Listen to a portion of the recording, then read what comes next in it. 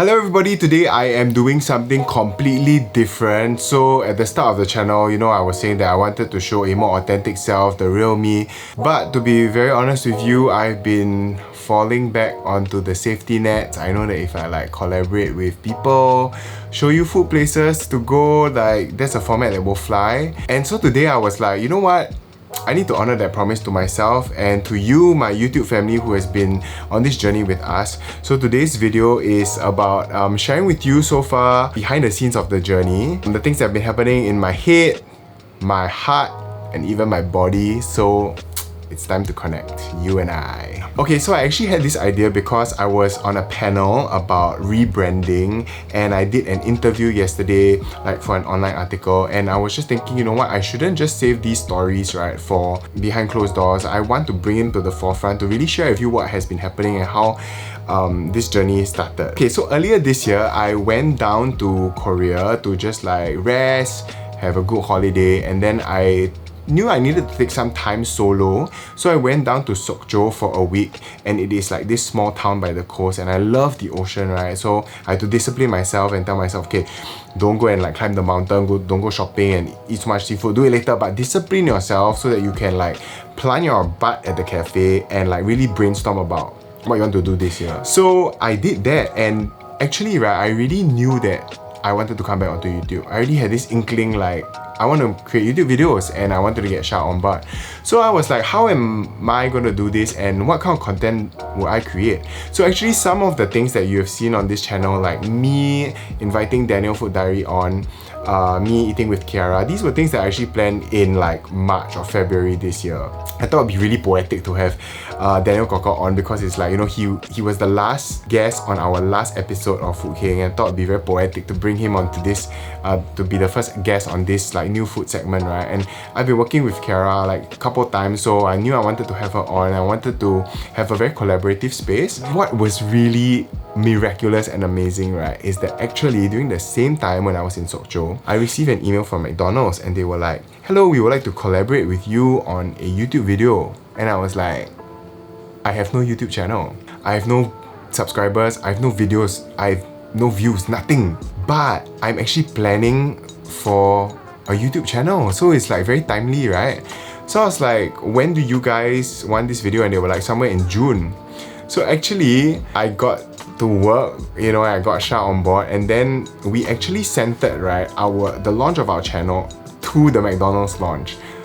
So we planned it backwards so that we can have some organic content before we had, of course, our first branded content partnership on our channel. I just think that it's so cool, and again, I want to thank McDonald's, right, because they were really the push that we needed to start the company. And of course, we needed to start the company because we need to do process the billing and all that.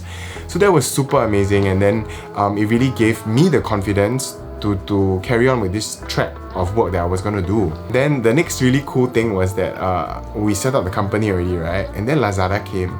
They were like, hey, why don't you come on board for DIY like a pro? And I love the whole angle. Is oh, you can learn from the pros. I can represent the layman, right? Hang out with the master chef, because I am really the layman. I cannot cook or anything. If you haven't watched, right, I set fire to the kitchen when there was no fire. It was an induction stove. Yes, I did it. Yep. It turned out to be one of the biggest campaigns of my life. For them to endorse me gave me the confidence I needed, and so I just really wanted to say I appreciate it. I think throughout a lot of the videos, right, I keep thanking you guys. I keep saying thanks to the brand partners and thanks to the audience, you who is journeying with us, because towards the end of last year and this year, I really lost confidence in myself. But having all these really helped me to get back on my feet and to do what we love again. It's still I pinch myself every day and live in gratefulness this is actually happening, Learning from these two things, what I've learned really, right, is that who you are just overflows out to all your life. People remember how you work with them, how you've treated them, how you made them feel, how you conducted yourself in a professional setting. And no matter what has happened or what is going on the outside, right, that will be bigger than any other thing. And my aspiration is to be a person that is congruent, to be the same person in front of the camera and behind the camera, to be authentic, right? And so I think that was one really key takeaway that I've learned, and of course now I'm just enjoying the journey, enjoying the process of creating content. The second thing I want to actually talk about is the whole physical health and fitness thing.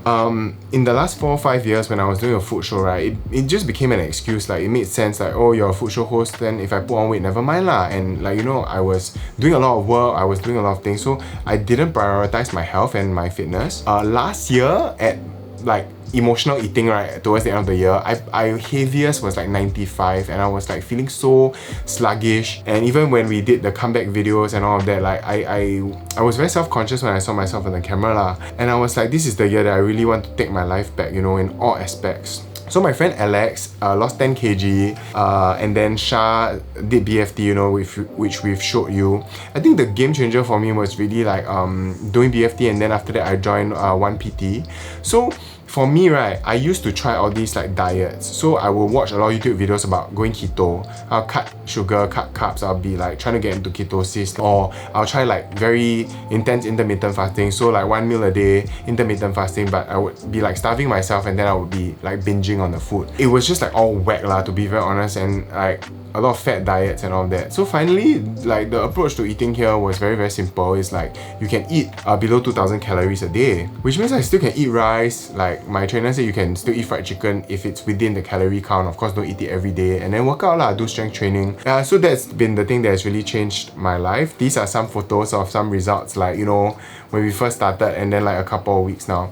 To see the progress and to feel better about myself, you know, I have to see myself on a 4K screen, like in 4K view every other week, right? So just to feel healthier, to feel like, you know, like, hey, can see my chin again, not like 4 or 5 chins. Yeah, I feel so much better, and it feels so good to be able to like prioritize myself and my physical health and fitness this year lah. Speaking of that, it leads me to my third point, which is mental health. Is something that I've talked about on the daily catch-up earlier this year. Last year I expressed that I was going through anxiety, had a lot of stuff that I was trying to work through, and I really continued the journey this year as well. So I'm still going for like counseling, going for therapy, and dealing with a lot of past stuff that's from childhood, trauma and stuff like that. It's actually been quite emotionally intense, if I'm being honest. And I think one of the key things that opened the doors of this was like, I remember my therapist said to me like, when I was trying to confide and tell her, she said like,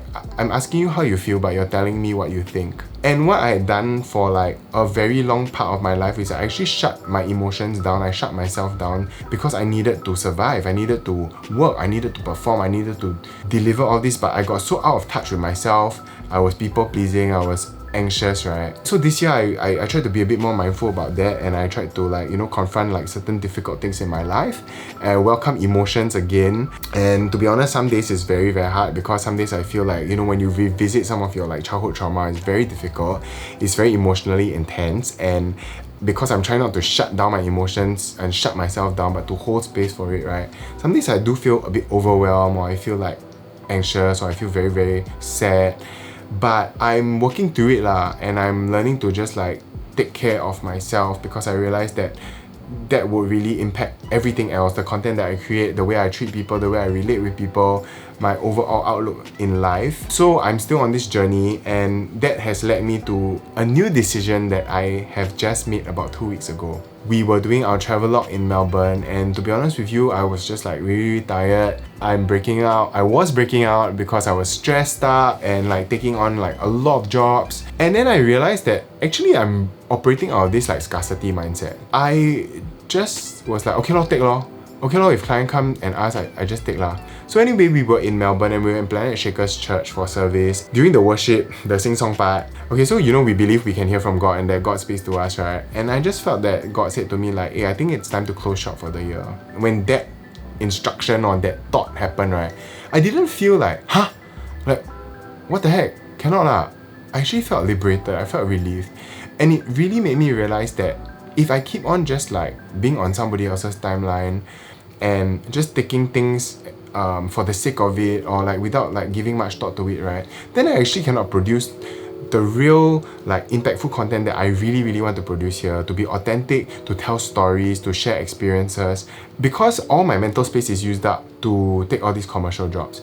And I need to just say that I am very, very blessed that I'm in a position where yes, I can choose, and yes, I can close shop. I'm very, very blessed, and I know that that is, you know, it's not something that I take for granted, but at the same time, I'm also trying to tell you and me that I was operating out this scarcity mindset, and I had to go like, okay, look, what fulfills me is not more money.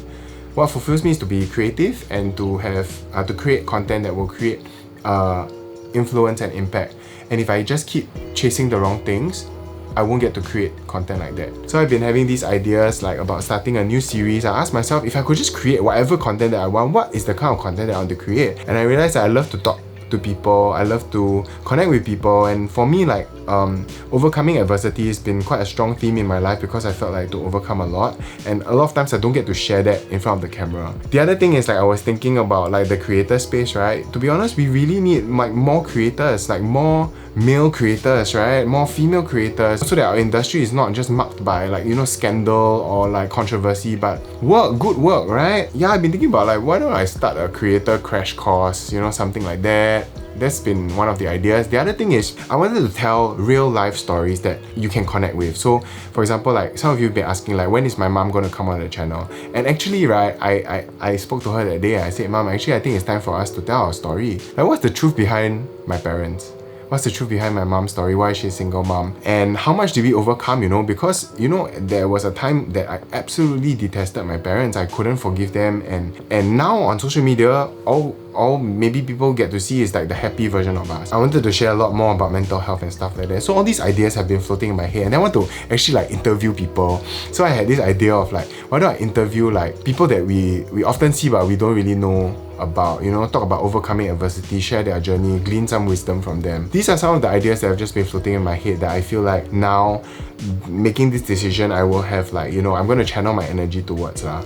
Yeah, so all in all, I wanted to create this video today to do something different. It may not be the hee haha like recommendation of food or whatever that people are used to, but I wanted it to be real, and I wanted it to just be like, yeah, me in my room before I sleep lah. After this, I'm going to put on my moisturizer, then toh, because tomorrow I'm going to be hosting my last live class. And I also just want to, as always, end the video by thanking you guys, because, you know, even our last week, our office tour video, right, y'all gave us ang pao eh. Thank you so much. Now there's this donate function. I'm not asking you to donate, but I just wanted to say thank you guys. Like, you really came on the journey with us. It's like our office open and y'all give us ang pao, you know, like we feel the love even to the screen. And this relationship that we have, right, you're coming behind us, not just the brands, not just you know, brand sponsorship or partnership, but you guys watching, it sometimes can come across like, oh, these are just numbers, like 80,000, 100,000, but behind every number is a life, a pair of eyes, a pair of brain, and a heart that's watching. So just want to say I appreciate it, and you can expect some more good content. Today is just like scratching the surface. You're gonna expect more good stuff coming your way throughout the rest of the year. So thank you so much for watching, and you can look forward to more authentic content like that. Thank you for watching all the way to the end. See you and good night!